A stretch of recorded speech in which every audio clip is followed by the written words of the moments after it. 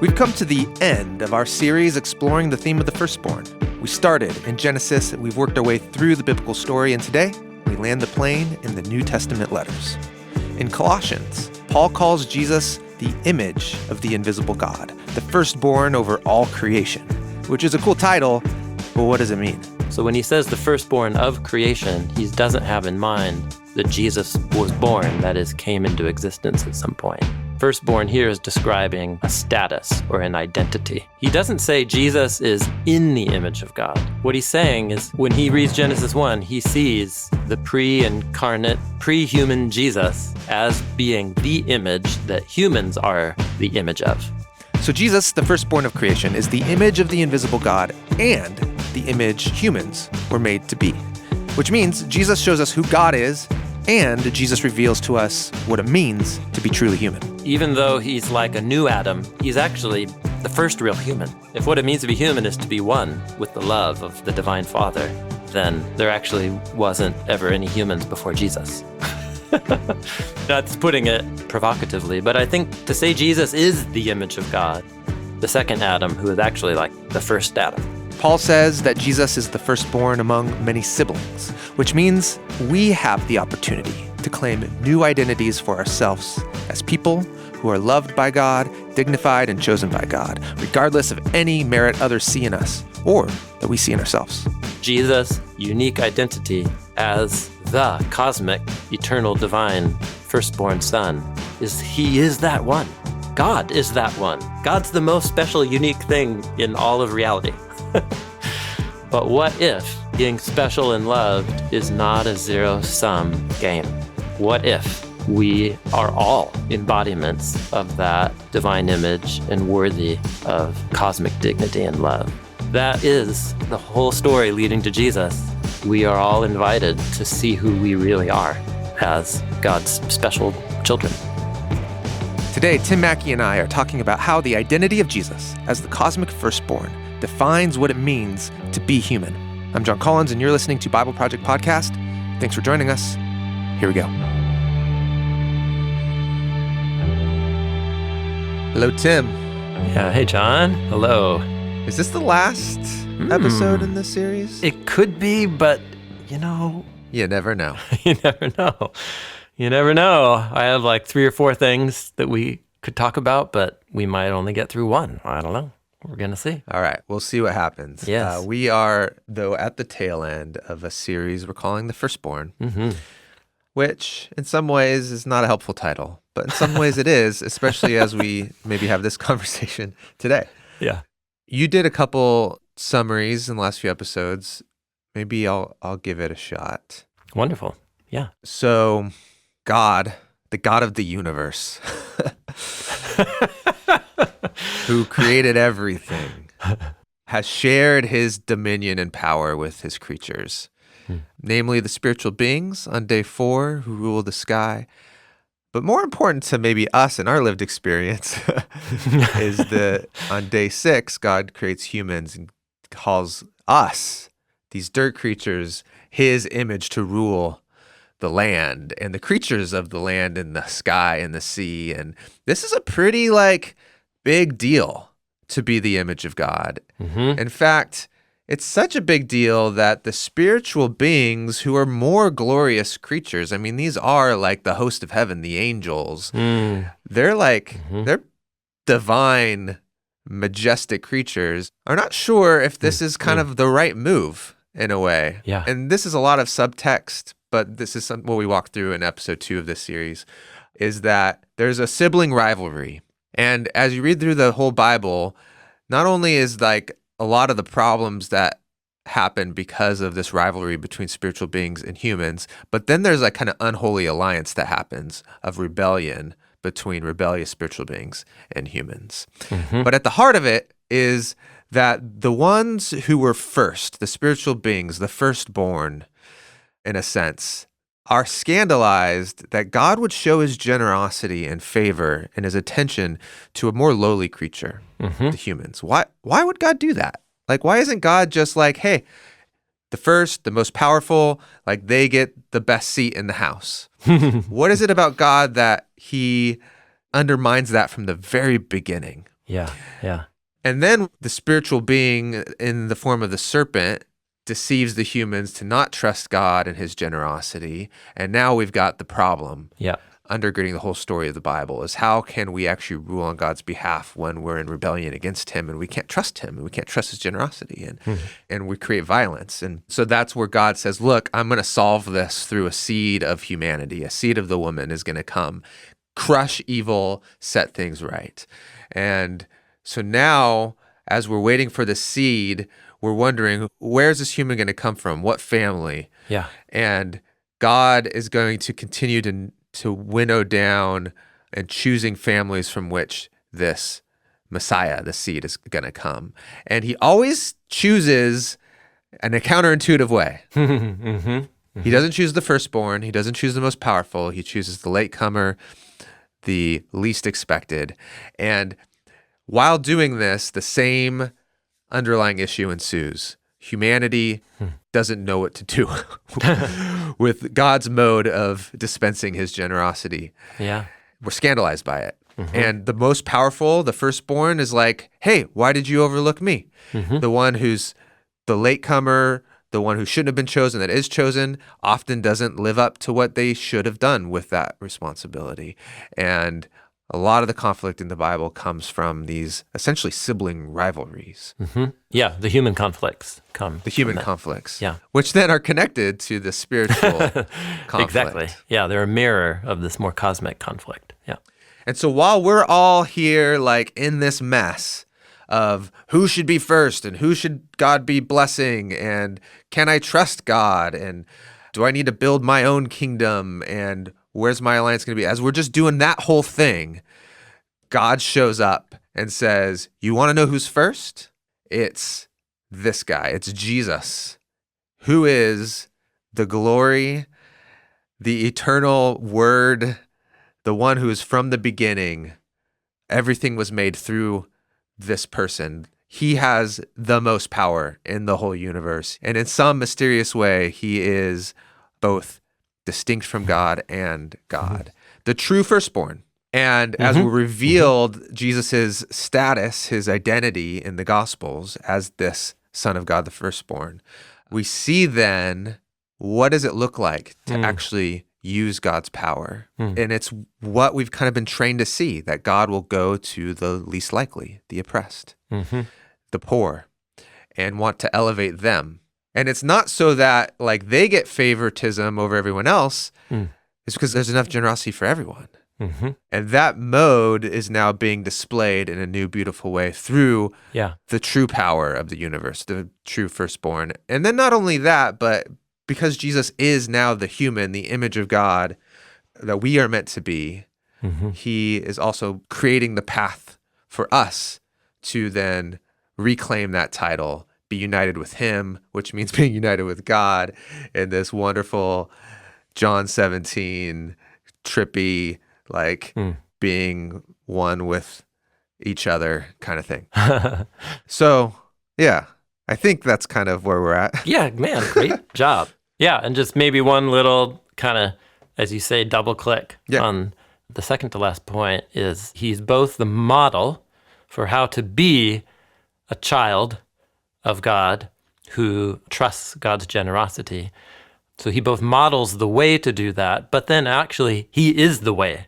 Like he's the one who creates the way to reconnect estranged children from the Father that they don't trust anymore. And so he is the one who rebuilds the way. He both models the way and he is the way, to use that metaphor in John's Which gospel. circles all the way back to God wanting to elevate humanity to be his image. Like he is the way back to that. Exactly. You said something really fascinating at the end of our last conversation, which is you said, as I think about my ability to now, through Jesus, commune with God, like Jesus, I now have a special identity that, like, you didn't use this language, but like God treasures me. And so thinking about that, what's interesting is we've been talking about this impulse of wanting to make ourselves important, right? And who's first? And like who has the authority and the power? And where the conversation ended last was you kind of going, man, I'm important. Yes. And Yeah. I have significance. Yeah. But it feels different than Cain saying, like, why aren't you showing me favor? Yeah. It's like, I don't know, what's there? One way to think about inequities in a human community that's woven in to like the structure and the fabric of how we organize life, and whether that's in a small human community like a family or slightly bigger, right? Extended family or neighborhood. But it's who's special here? Yeah. Which is what we always want to know, like, right? Like you show Yes, up yeah. on the scene and you're like, who should I be paying Yes. attention to? Who are the power brokers here? You know, it's like when you introduce yourself at a conference, it's like you say like what your job is. You know, like Yeah. you're trying to tell people like, why should you care about me? Yeah. Yeah, what your accomplishments are. Exactly, yes. So human communities just universally tend to organize themselves in ways that elevate certain things as being the most special or the most valuable, and then begin to rank, find themselves sorting ourselves into ranks. And so this happens in a million ways because human cultures are also different, but this is a universal. Yeah.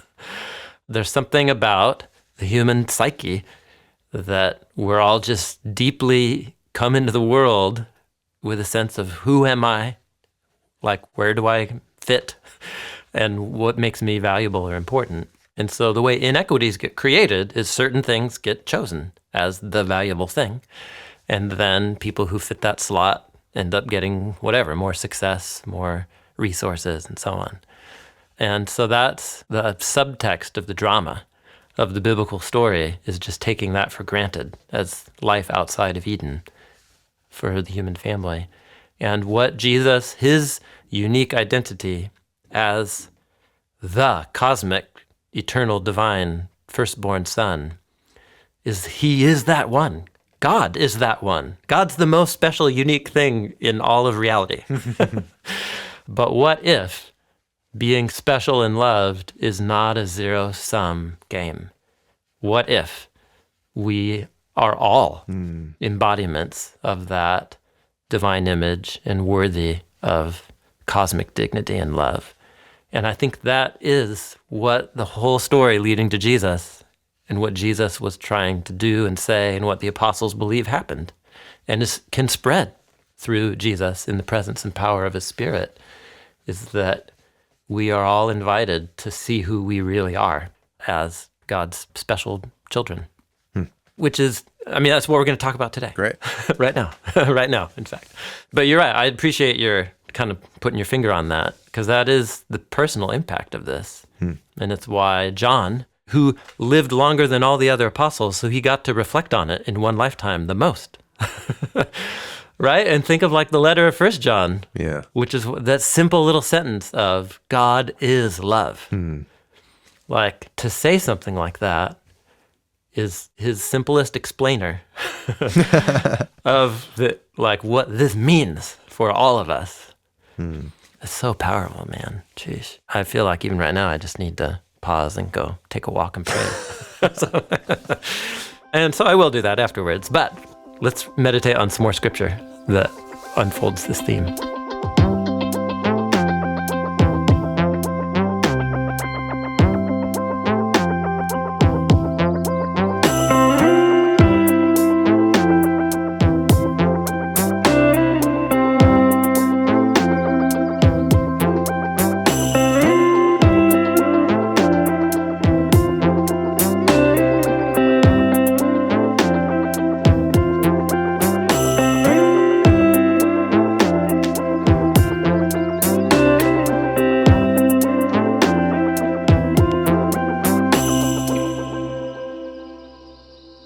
So I just thought we would touch down at a few points where this theme of Jesus' identity as the son or the firstborn son, and then what that means for those who recognize and trust what Jesus accomplished, that we get brought in to our status as sons and daughters. I wanted to look at this in the letters of Paul, and then in the letter to the Hebrews. I think we can do that in the time that remains. Yeah. Okay, let's go to one passage that we could do a whole conversation on this, but we already did years ago in the God series. It's in a section of Paul's letters in the letter of 1 Corinthians chapter 8. And he's having this discussion about how the Corinthians, who are new followers of Jesus, they're non-Israelites, and they're finding it really difficult how to navigate their previous life in Greek and Roman society, where there's temples everywhere. You get invited to sacrificial feasts to honor Apollo or Asclepius or Aphrodite, and there's all these ways that you can interface with the gods or spiritual beings in a way that could be really detrimental. And so he's trying to walk this fine line and say, listen, we have our allegiance to the one God, and that's primary, but you're going to have to find a way to navigate life in your city as you have that confession. So in 1 Corinthians 5 and 6, he begins talking about the identity of the one God that these followers of Jesus are called to. So in verse 5, he says, listen, even if there are so-called gods in heaven and on earth, and there are many gods and there are many lords, so meaning spiritual beings and principalities and powers out there, spiritual forces that are not the one true God. He says in verse 6, yet for us there is one God, the Father, from whom are all things, and we are for him. And there is one Lord, Jesus the Messiah, through whom are all things, and we are through him. So lots of cool stuff here. You know, if you put this into a math formula, he's essentially saying 1 + 1 = 1. We have one God, the Father, and one Lord, Jesus Messiah, and they are the one God. And there's cool poetic parallelism, but he's taken the line of the Shema. Hear, O Israel, the Lord our God, the Lord is one. And he's taken the words Lord and God that refers to one, and he's split them into two. And he's put parallel God the Father and the Lord Jesus Messiah as the one God. And what's cool is that's cool. That itself is cool. But then these little lines about both God the Father and the one Lord Jesus Messiah, he doesn't say the word Son, but that's what he means. Both of them are responsible for all reality. Yeah. So, but in different ways. In their own distinct way, it seems like, subtly. Exactly. So the Father is like the fundamental ground. He's the source of all reality, from whom are all things. And we are for him. We're on a journey back to the source from which we came to connect to it.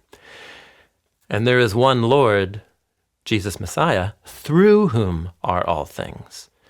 So who is the agent, the one through whom, the eternal source of all things, the agent through whom all creation came into physical existence? It's the one Lord, the Son, the Firstborn.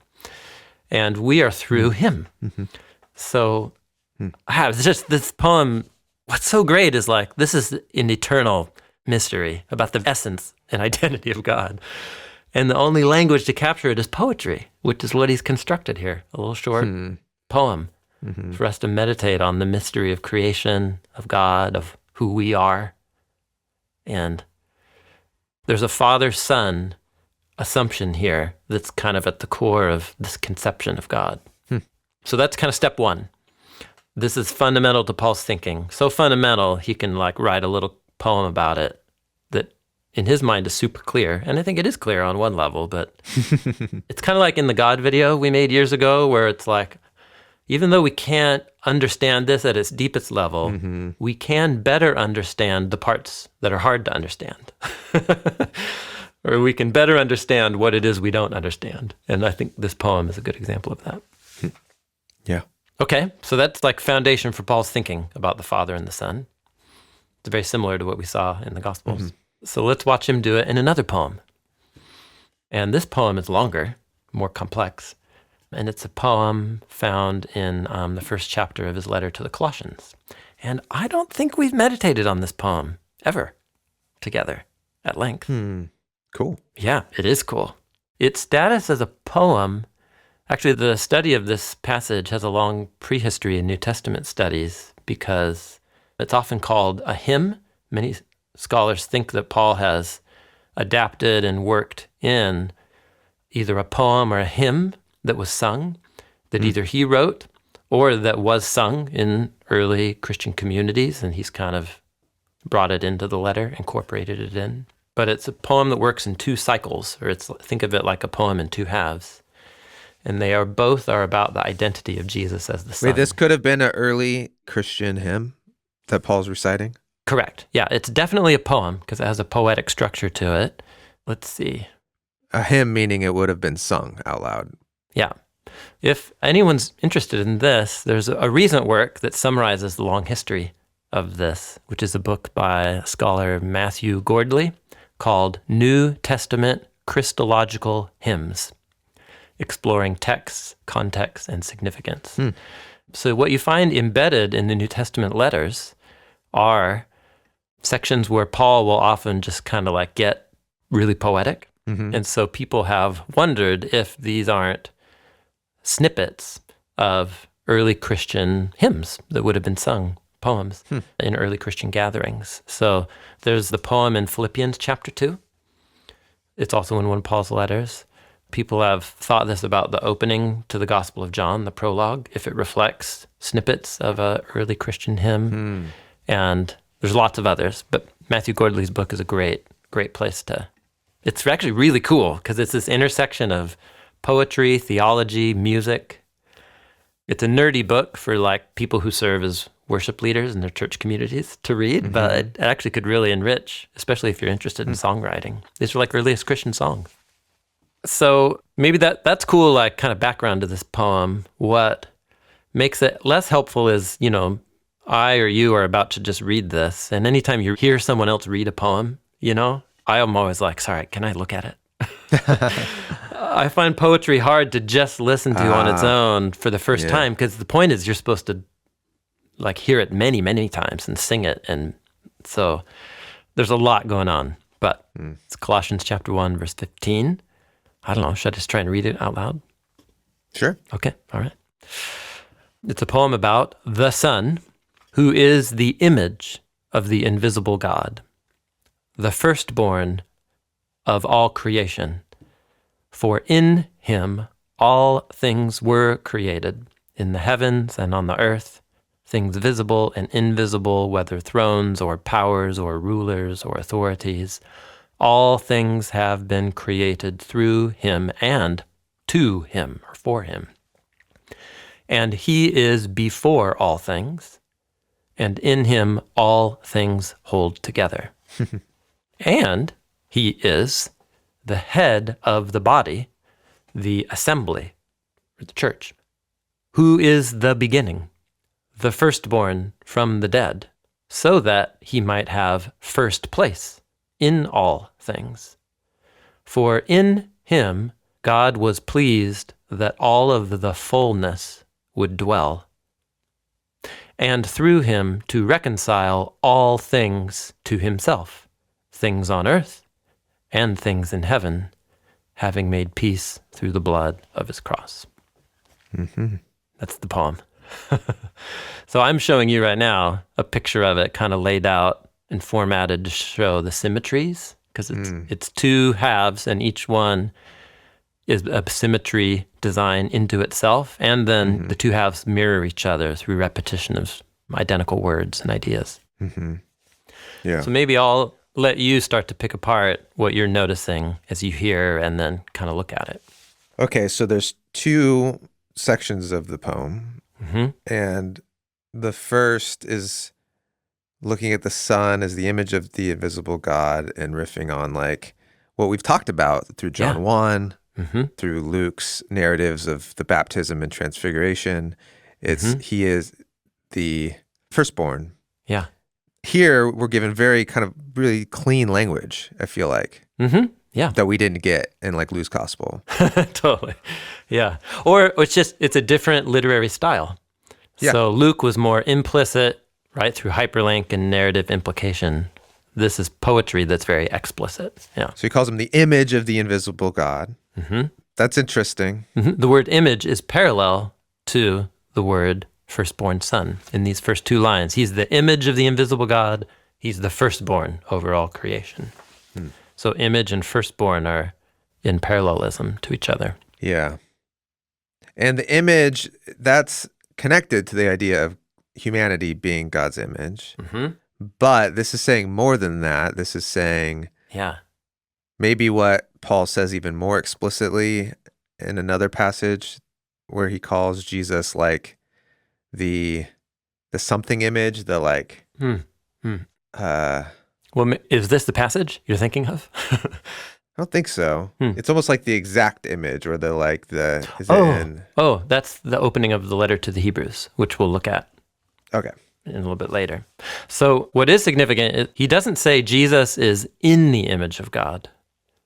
He is the image. Got it. In other words, what he's saying is when he reads Genesis 1, he sees humans as being made in the image or according to a likeness. Yeah, but he is the likeness. Exactly. In other words, when he reads Genesis 1, he sees the pre-incarnate, pre-human Jesus as being the image that humans are the image of.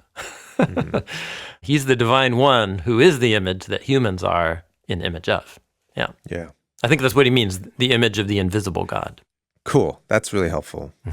And then that's parallel to the idea of the firstborn over creation. So his identity is so closely tied to God that he, in this way, described as the image and the firstborn. Yeah, so if you take for granted first, Paul's deepest conviction about Jesus is not that he is a creature. Rather, he is the creator, and he is one with the Father, and because there is Father and Son, there's a distinction between them, but also they are one. So when he says the firstborn of creation, he doesn't have in mind that Jesus was born, that is, came into existence at some point. Firstborn here is describing a status or an identity. And this was actually a subject of huge debate in the first centuries of the Jesus movement.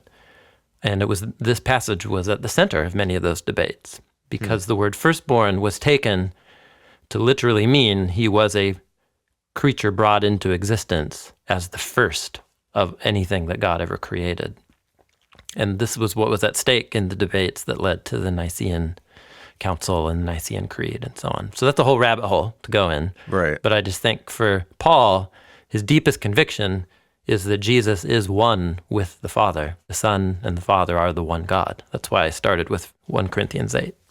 Now, when we were looking at, was it John 1? Yes, yeah. And the translation of monogenes, the one and only. The one and only. That kind of smoothed out this idea of Jesus being the begotten, because it's not monogeneo, right, which has its form from the Latin Vulgate. Correct. But in Greek, it's monogenes, which is one of its category. Okay, but here, different word. Paul's using the word firstborn. Exactly. Yes. Why? Well, because that's the word most deeply connected to this theme in the Hebrew Bible. The theme of the firstborn. Correct. Yeah. He's trying to connect to the theme we've been talking about, which is who gets to rule, who does God choose to have authority. Yeah. So the firstborn is a status within a family. Yeah. In other words, the word isn't emphasizing the origin of this one in the family. It's describing now once you have when you have a family, there's two ways to talk about the identity of the leaders of the family. There's the father, and then there's the one in the status of the firstborn. And it's that present status that is the focus of Paul's usage here. Because he goes on to say that Jesus is the one, the next line is, in him all things are created. And so that kind of puts Jesus on the divine side of creation as opposed to on the created side of God and creation, if that makes sense. It does make sense. I mean, you can make an argument that God creates Jesus and then partnering with Jesus to create everything else. Yep. And that is the argument that was brought to the table in the earliest Christian debates. And so what the Nicene Creed irons out is like, actually, no, using the word firstborn was not to say Jesus was created. It's connected to this theme of status. And there's plenty of other passages and ideas to help us realize that Jesus was not created. He was from the beginning. That's right. And so what happened in those early centuries was new language got developed to clarify this. And it would have been great if the apostles had done this for us, but they didn't need to. Like the debate. You're talking about Trinitarian language. Correct, yeah. So what developed out of this was a way of clarifying Jesus as the eternally begotten one, or the eternal generation of the Son, meaning that there was never a moment where the Son was not. Right. But for there to be truly one God within whom there is an eternal Father and an eternal Son, there is some relationship between them. And what is that relationship? Well, the best we can do is use human language and then ratchet it up to a divine level. Which is throw the word eternal in there. Exactly. Which, again, it's better clarifying what ultimately we can't comprehend. Yeah, if anyone wants to, actually, I'll recommend a great book. I was going to do it at the end. But a book into this that's very helpful for me is by Matthew Bates. A book called The Birth of the Trinity, something about New Testament and early Christian interpretation of the Old Testament. He traces the history of these types of passages, the Old Testament hyperlinks they're depending on, and how early Christian conversations about the identity of Father and Son developed in the early centuries into the first creeds. It's very helpful if you want to trace that path. Cool. So some translations come to Colossians 1:15 and translate the firstborn over all creation. When they do that, they're trying to clarify that this is firstborn means status, not origin. Yeah. So I prefer that as a translation, the firstborn over all creation. Which is a legitimate translation of what's going on in the Greek there. Correct, yeah. So this first half of the poem is about that status and identity. Yes. And That's then right. what it unpacks after that is that through him, in him, all things were created, and through him, all things were created, and for him, all things. And for him. To him. Yeah, totally. For him. Yeah, it's expositing and filling out what he said in 1 Corinthians 8, which is, there is one Lord through whom are all things, and we are through him. Yeah. Yeah. And then he's got this line, all things hold together in him. That's wow. What a status. Totally. He is the rationale. Yeah, this is reflecting an insight where actually early Christians were like, if they're hanging out at the pub on Friday night, they're like jamming with their Neoplatonist friends or their Platonist like philosopher buddies, because they all agree. What they all hold in common is that the reality is held together in a logical, rational order. The Logos. The Logos. And that we have rational minds that our minds somehow can connect to it. Can actually reach out of our heads and conceive of that order and rationally comprehend it and then study it in ways that we can predict things about reality and how it will behave based on the order out there, but that's from an imagined order in my mind that must not be imaginary because it's real. I mean, it's like, this is the stuff of, we live in such a crazy reality. How is any of this even possible? And so Paul could jam out with his Platonist buddy Athenagoras or something and be like, where we agree? Where we agree is that all reality is being held together. And you think it's through an impersonal force or energy or ideal. And I'm telling you that energy is a person. And it's a person who was crucified by the Roman state as a criminal, but God vindicated him by raising him from the dead. And he absorbed all the sin and death of our world into himself, and he loves you, Athenagoras. I think that's how it would go. Anyway, it's a little imaginary experiment. All things hold together, yeah.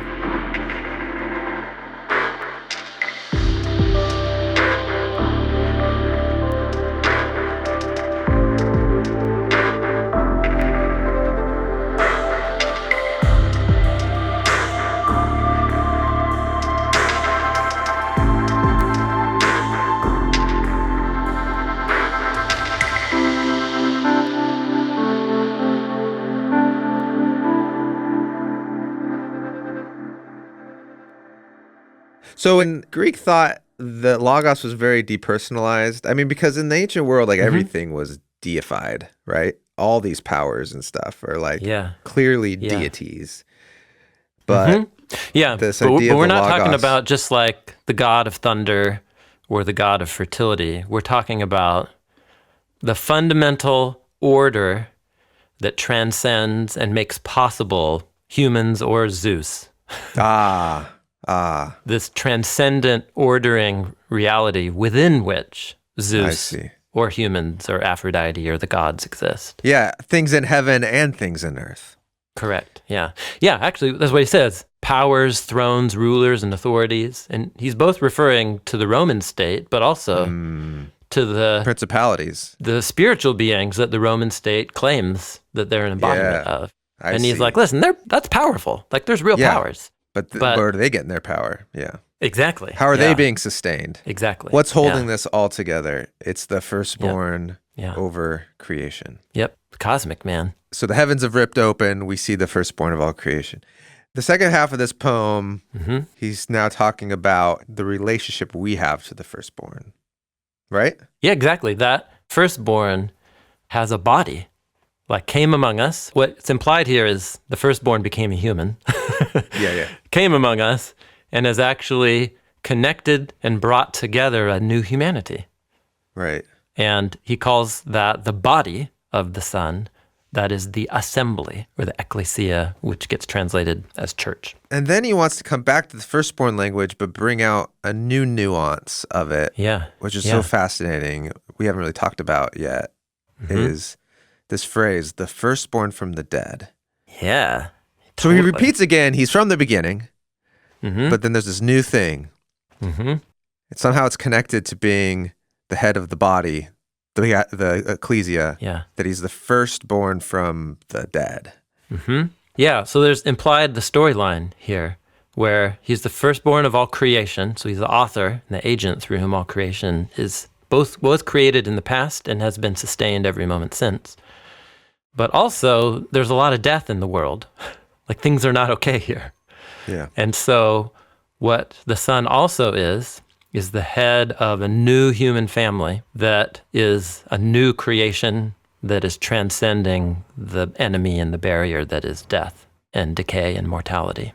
Now, Jesus he's not the first one to have resurrected from the dead in the story of the Bible. Well, if by resurrection you just mean resuscitation from the dead, yes, so that you'll die just a little later, then that's true. But in terms of like the victor, the conqueror of death, who has reversed it and over whom death has no hold, that's what he means here. He doesn't mean, hey, he was resurrected. He means he defeated death. So just as he has a status over all creation of the firstborn, so he has the status of being the firstborn over a whole new creation and human family over whom death has no power. That's what he means by the firstborn from the dead. So that he might have first place. And here he's riffing off the word first again. Yeah. And actually, it's a great example of he's commenting on what he means by the word firstborn. Not in terms of origin, that he came into existence, but rather status. He has the status of first place in all things. He gets to sit at the right hand, or he gets, he's the first. Yeah. And then he fills out the narrative a little more. Well, how is it that there is a body called the assembly around this firstborn of a whole new creation that transcends death? Like, how did that happen? Well, in him, God's fullness, and here he's alluding to all the temple glory filling the temple, the glory, the fiery glory cloud that dwells in the temple. That's the fullness. Yep. So the Son was that fullness in a human, and through that human Son that is the fullness of the divine glory, all things are reconciled through him to God the Father. Things on the land and things in the sky. And how did that happen? All came crashing into the moment of what happened in his death and resurrection. And so we've talked from the very beginning of this project about the story of the Bible is about the reunification, the union of heaven and earth. Yeah. is from the horse's mouth. And here it is. Yeah. All things reconciled on earth and in heaven, on the land and the sky. And there's peace now. With the union means peace. Yeah. And it's through what happened on the cross. And implied, and his resurrection, because that is what he was implied with being the firstborn from the dead. He died on the cross. Yeah. But he overcame the power of death in the resurrection. And in that death and resurrection, reconciliation and peace was accomplished. When we looked at the suffering servant poem, I don't remember which one, but it does call the servant like I don't know if he uses the word atoning sacrifice or purification sacrifice. Yeah, a sacrifice. A sacrifice to cover over sins, the effect, consequences of sin. Yeah, that's right. Yeah. And that's this idea here, the blood. That's right. Yep. That whole, so dense. The word blood signals everything in the Torah about the meaning of sacrifice and atonement. Yeah, that's right. But then you've got to not end there. You got to circle back to the beginning of this half of the poem, which is that he's also the firstborn from the dead. He didn't just die as an atonement.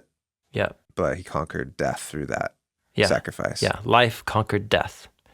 And through that life, a dying cosmos was reconciled to the living God. Yeah. Wow. Yeah. Yeah. Dude, isn't this an amazing poem? Yeah. Like there's so much that goes unstated here.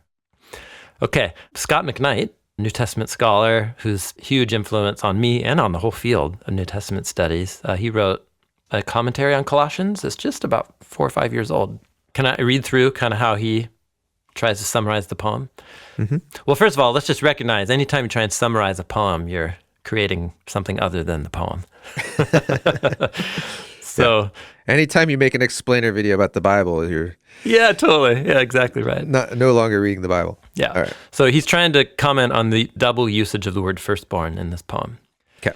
So he says the term firstborn is used throughout the Septuagint, that is the Greek translation of the Old Testament, for the temporally firstborn child from a mother. And the same sense is found in the New Testament use of firstborn too. But the term also indicates the status of preeminence. When speaking of Israel as God's firstborn, that's from the book of Exodus, when speaking of the future king from the line of David, or when speaking, and we didn't talk about this, of God's wisdom herself in Proverbs 8. She describes wisdom is called the firstborn? Yes. Oh. Yes. Yeah, that's a whole rabbit hole we didn't go down. Wow. In the New Testament, Jesus is the firstborn, and the Greek word is prototokos. He's the firstborn in that he is the one into whose image all are being conformed. Romans chapter 8. He is the one to be worshipped by all. That's how firstborn gets used in Hebrews chapter 1, which we'll end with. The whole church absorbs his identity. In the letter to the Hebrews, the whole assembly of Jesus' followers is called the assembly of the firstborn in Hebrews chapter 12. And he is also the firstborn from among the dead, which is what Paul says, and it's also a phrase used in the first chapter of the Revelation. In all of these references, they refer to his status, not birth origin or birth order. Yeah. His superiority is in view more than temporality. His status is superior because he's before all things. Hierarchically, he is above all things.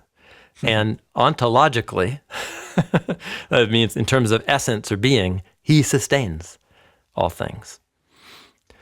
So he goes on to talk about the Adam imagery here. I don't know if we want to go into that, but just that statement I found really helpful. Yeah. He's above, he's before, he's through and in all things. Yeah. Yeah. So this poem's amazing, and it really brings together kind of the deepest themes of the biblical story, but also I think the deepest themes about what Paul is trying to communicate about Jesus in all of his letters. Which then leads to one other key aspect of Paul's thought, which is how we get brought into the party. because mostly that poem is about Jesus. But he also had developed his theology and thinking about what that means for humans, for our status. So this aspect of his thought comes out in Romans, and we'll just look at one passage here. This is in Romans chapter 8, starting in verse 14, where he says, "Everyone who is being led around by the Spirit of God," and he's got here in the background the Israelites being led through the wilderness out of Egypt by the pillar of cloud and fire. At least I think you'll see that's the subtext here. So those who are being led around by the Spirit of God, these are the children of God. For you have not received a spirit of slavery that would lead you to be afraid again. Rather, you have received a spirit of adoption as sons, by which we can cry out, Abba, Pater. He uses an Aramaic word and then a Greek word. Abba, Father. Father, Father. Father, Father. It's the same word, just in two languages. Yeah. So let's just stop right there. So by talking about slavery, liberation, being led about, this is Exodus language. And so it's the idea that humanity has like been in slavery to a cruel Pharaoh, that is the evil one and death. And through the firstborn, we've been led out through like a new Moses. And the ones that God is leading out of death and slavery are God's children. And if you have God's Spirit in you, then you are able to embrace your status as a child of God. And then he uses Jesus's Aramaic word to talk about his Father and says that can be our cry too. So yeah, let's just pause. He is a rabbi, a multicultural, multilingual rabbi. Jesus is? No, Paul is, yes. Yeah. And he's writing to followers of Jesus in Rome that he's never visited, and he knows they're made up of Israelite and non-Israelite people. He assumes that these followers of Jesus imagine God as Father, and that they use both Greek and Aramaic to call God Father. Yeah. And specifically, this is all about that we can adopt an identity for ourselves that is the identity that Jesus saw for himself, which is the beloved, adopted child of Abba. Because Abba was Jesus's word for the Father. It's really profound.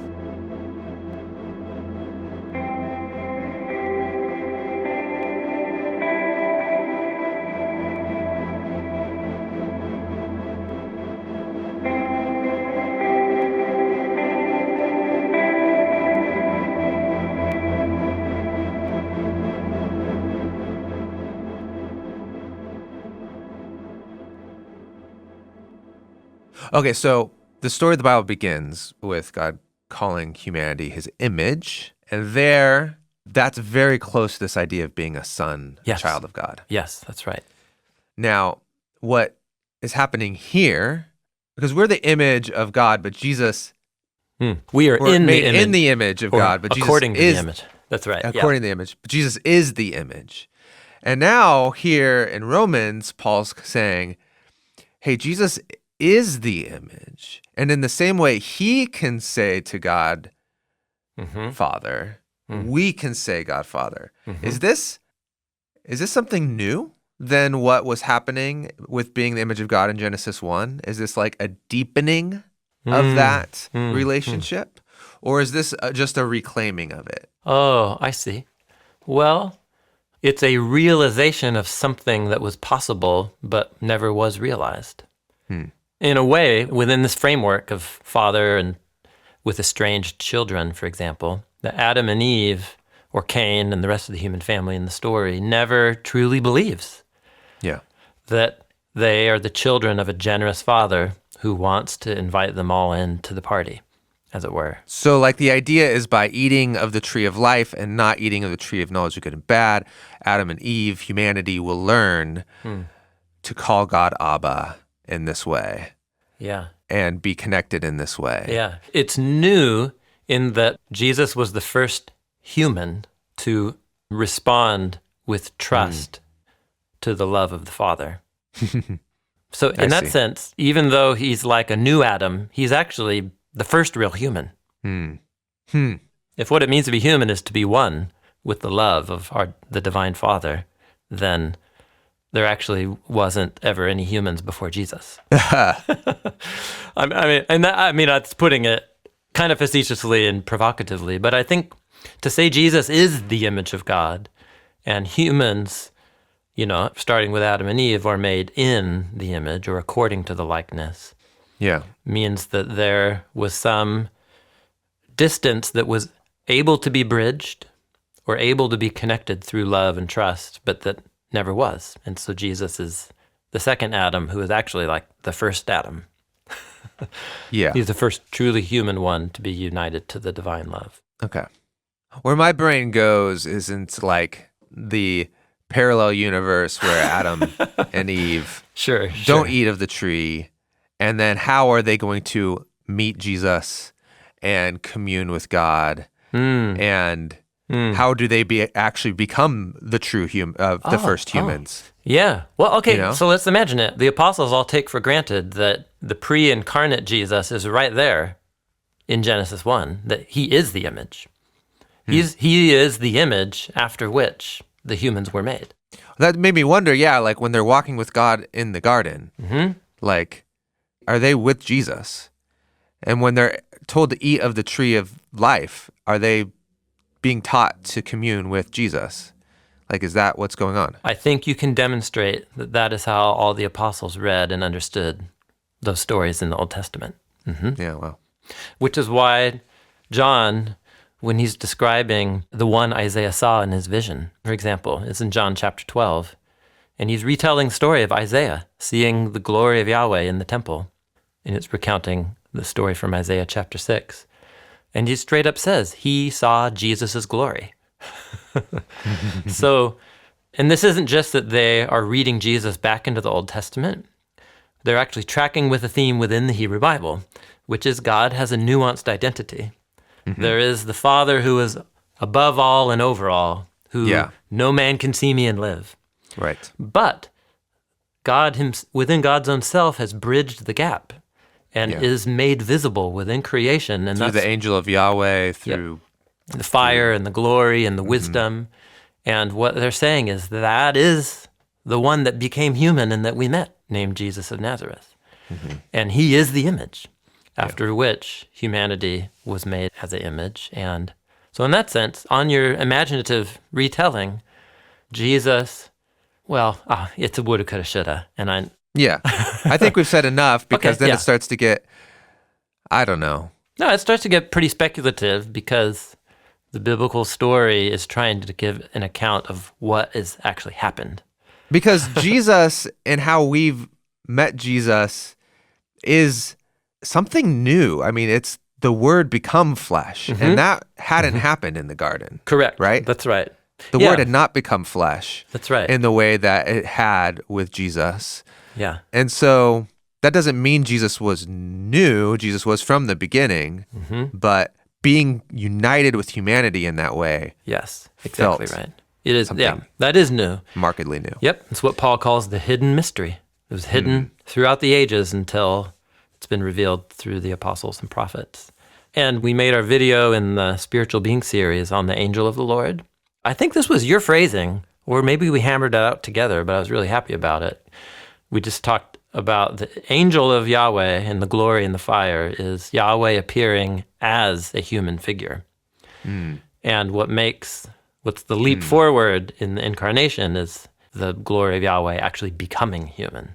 Yeah, that's right. And that's been a really helpful way for me to think about it ever since we made that video.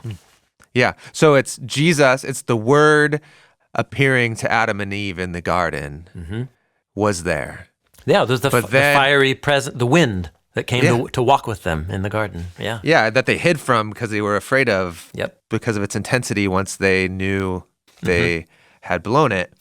And so then as they're exiled, it's like God tells them, guys, you think you're being exiled because you are, but I'm going to come with you. Yeah. Yes. Get ready. Yes. I'm coming. And he doesn't say it that explicitly. He just says a seed of the woman's going to come. And we think, okay, a human. And then what it turns out to be is God become human. Yeah. Oh, the mystery of the wisdom and the counsel of God, as Paul says at the end of Romans 8. That is the right way to reflect on that. Okay, so... we're still not done with this paragraph in Romans 8. Oh, we're not? Well, because this is all talking about like our identity back as being children of God. Exactly. And so this is about, we are meant to be in the likeness. We are made according to the image and the likeness, or in the image according to the likeness. Yes, in the image according to likeness. And we can reclaim that by being connected to the one who is the image, the firstborn, the Son. And we receive that, and this is where, and we don't have time to get into this, but this is the whole, this is the whole theology around the Holy Spirit, how he connects us. Yeah, the same language is adoption. Which is cool. The same Spirit that communicated the divine love, the paternal love in the baptism of Jesus. It was the Spirit that brought that voice and love to. Right? Between the Father and the Son, the Spirit like a dove descends. That same Spirit can be received by us. Yeah. And it's a spirit of adoption. The Spirit is that same love towards the Son, the firstborn, is the same love that can come and fold me in to that eternal family of love that allows me to adopt the posture of Jesus, which is to call God my Abba, Father. And so it goes on. He says, the Spirit testifies with our spirit. In other words, for him, this is not just about doctrine. This is about a personal experience of, it's like we are all Cain or we're all Esau, and coming to realize like there is a blessing for me too. And once you experience that love through the presence of God in one's life, you realize that we are the children of God. And if we're children, there's way more in store because we are the heirs of the new creation, inheritors. And we are heirs of God. We're fellow heirs with our brother, the Messiah.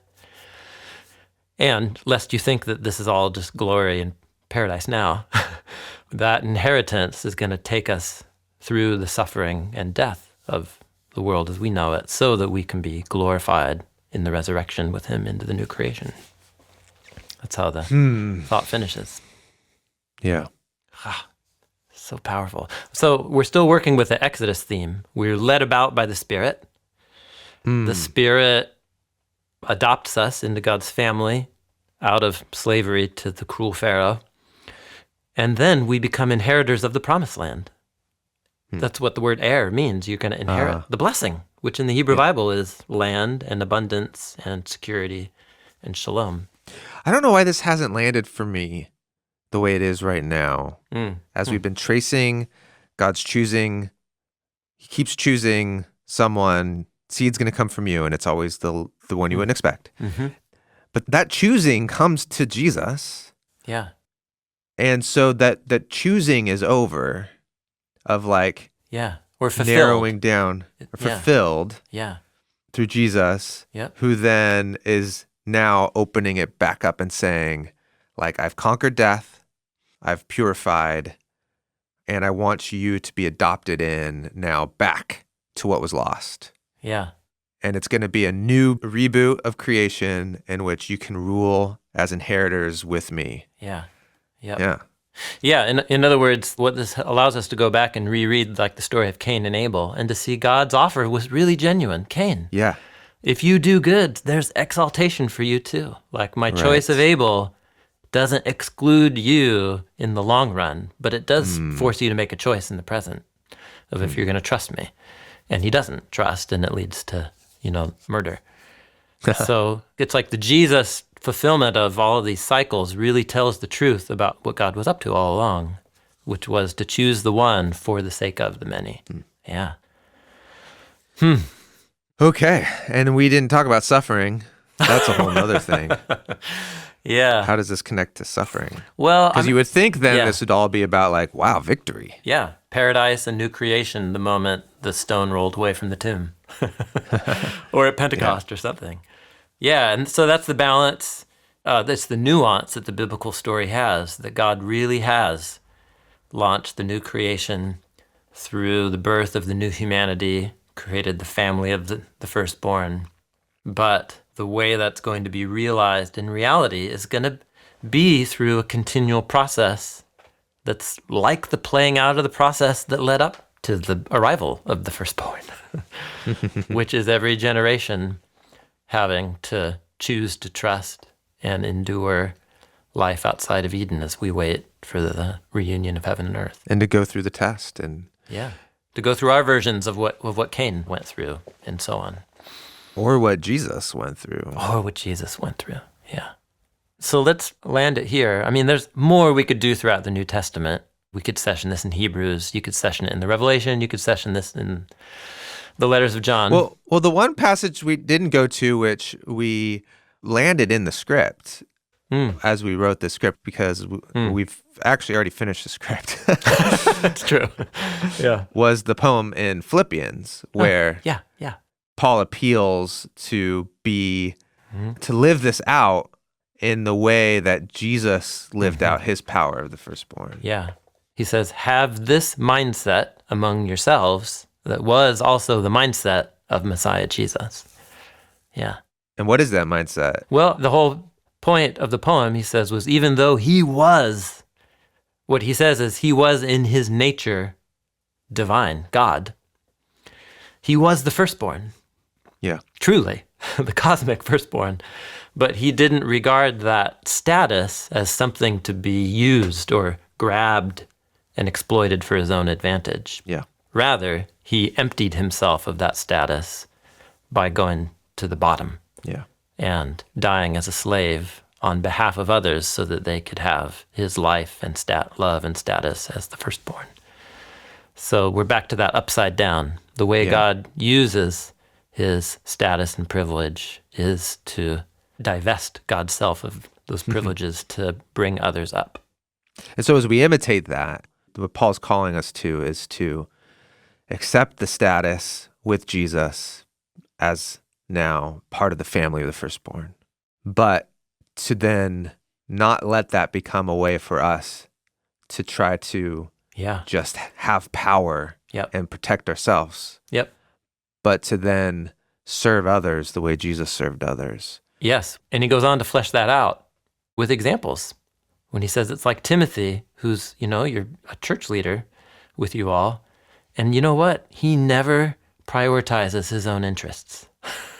He prioritizes the interests of others and of Jesus. It looks like Epaphroditus, who endured sickness and almost death to try and keep our communication between us through letters, and that you could send me gifts while I'm in prison.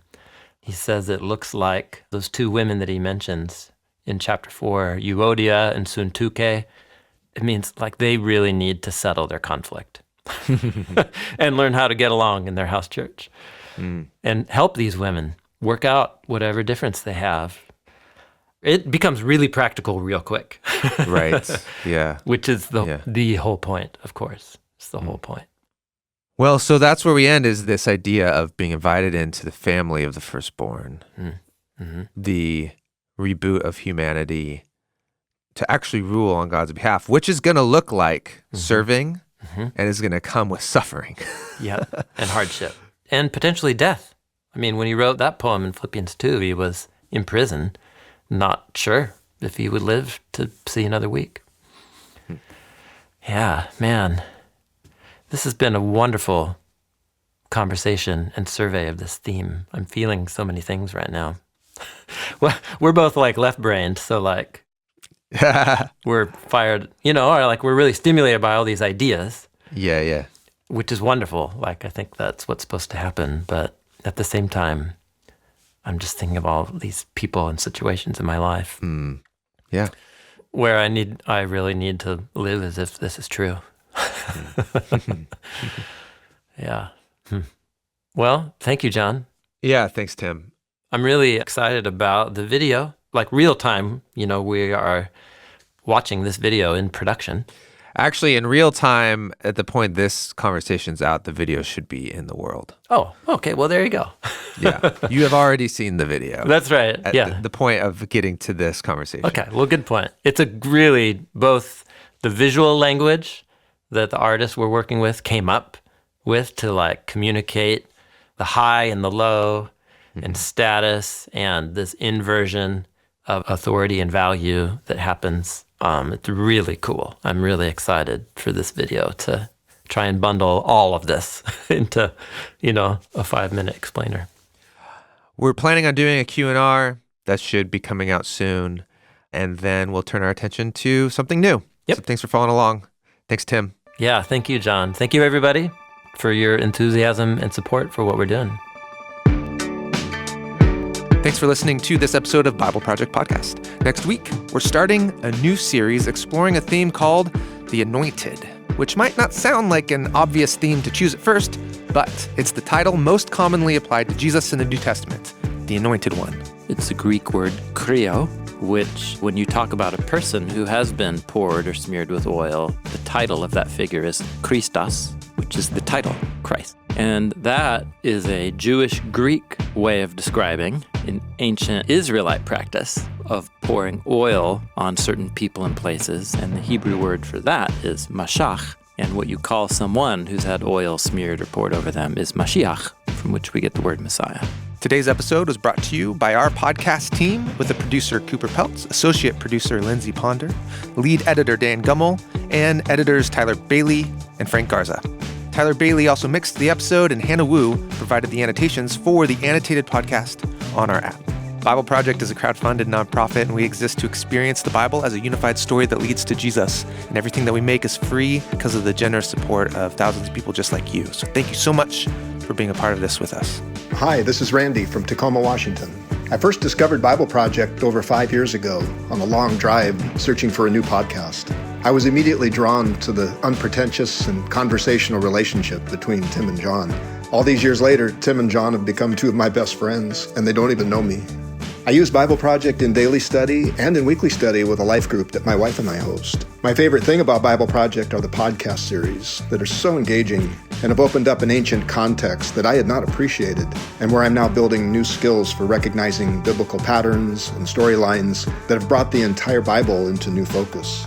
Thanks, Tim and Jon and everyone at Bible Project, for the amazing resources you bring to our current generation and culture. I believe the Bible is a unified story that leads to Jesus, crowdfunded by people like me. Find free videos, podcasts, classes, and more at BibleProject.com.